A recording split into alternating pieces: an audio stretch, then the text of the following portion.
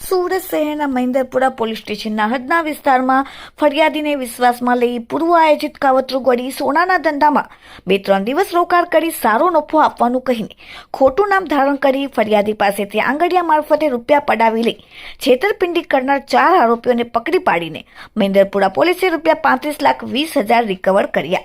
સુરત શહેરના police commissioner Anupamsinh ગેહલોતના આદેશ મુજબ સમગ્ર સુરત શહેરમાંથી મિલકત સંબંધી ગુનાઓના ભેદ ઉકેલી આરોપીઓને મુદ્દામાલ સાથે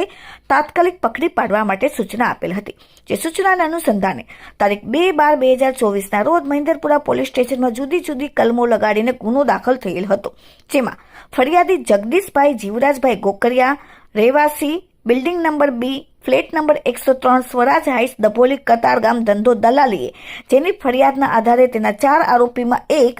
મોહમ્મદ ઉર્ફે મોહસિન યુનુસ જુનેજા, રહેવાસી Ellora building, JP north, Vinaynagar, Mira road, Thane, Mumbai, જેનું મૂળ વતન ખલીફા રોડ, ધોરાજી વાળાએ પોતાની ઓળખ સાહિલ તરીકે આપી સોનાના ધંધામાં રોકાણ કરવાની વાત કરી 2-3 દિવસમાં સારો નફો આપવાની ખોટી અને મોટી લોભામણી વાતો કરીને વિશ્વાસ મળી ફરિયાદી જગદીશભાઈને રૂપિયા મોકલવા માટે તૈયાર થતા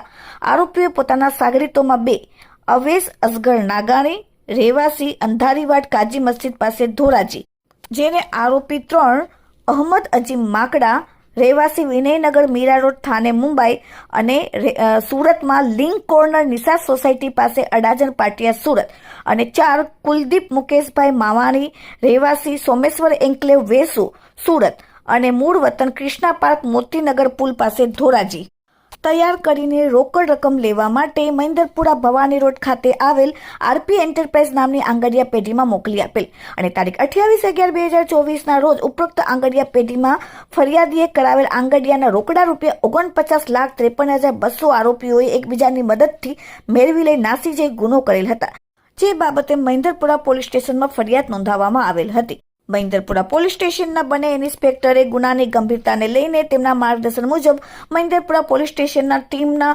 માણસો ટેકનિકલ એનાલિસિસ તેમજ હ્યુમન સોર્સિસના આધારે આરોપીઓને મુંબઈ ખાતેથી તમામ આરોપીઓને પકડીને આરોપીઓ પાસેથી ₹35,20,000ના ગુનાના તપાસના નામે રિકવર કર્યા અને ગણતરીના દિવસોમાં જ ગુનાનો ભેદ ઉકેલી પાડ્યો। હાલમાં 4 આરોપીઓને પકડીને કાયદેસરની કાર્યવાહી પોલીસે કરી છે। Bureau report, daily India TV, Surat.